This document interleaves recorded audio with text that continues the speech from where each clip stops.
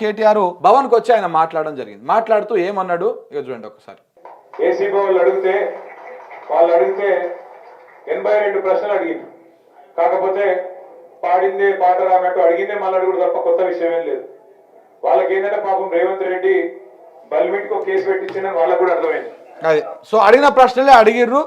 నేను చెప్పినా కదా 4 5 మూల ప్రశ్నలు, దాంట్లోకెళ్ళి ఇటు తిప్పి అటు తిప్పి ఇటు ఇవే అడిగిరు తప్ప కొత్తగా ఏం లేదని చెప్పేసి ఆయన కూడా అదే చెప్తా ఉన్నాడు. ఇంకా నెక్స్ట్ రేవంత్ రెడ్డి గారిని, నీకు పైశాచికానందం ఉంది, అర్జెంట్ గా నేను జైలుకి పోయినా కాబట్టి అందరినీ జైలుకు పంపాలి అని నీకు ఆనందం. నేనేమో విదేశాలు తిరిగి పెట్టుబడులు తెచ్చిన కాబట్టి నాకేమో విదేశాల స్థాయిలో మన రాష్ట్రం మన దేశం డెవలప్ కావాలని నాకు. నీకు మాకు తేడా అది. ప్రపంచ పటంలో హైదరాబాద్ ను పెట్టాలి, తెలంగాణను పెట్టాలనేది మా నాయకుడు కేసీఆర్ కమిట్మెంట్, మా కమిట్మెంట్.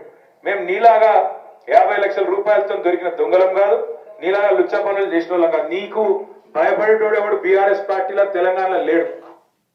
ఇది మాట్లాడారు. అంటే భయపడ నా ఇంటెన్షన్ ఏంటి, నేను విదేశాల్లో చదువుకున్నా, విదేశాల్లో ఉద్యోగం చేసిన కాబట్టి నాకు ఆ ప్రాంతంలో ఎట్లా డెవలప్ అయిందో, ఆయా ప్రాంతాలు ఎలా డెవలప్ అయినాయో అలా డెవలప్ చేయాలనేది నా ఇంటెన్షను.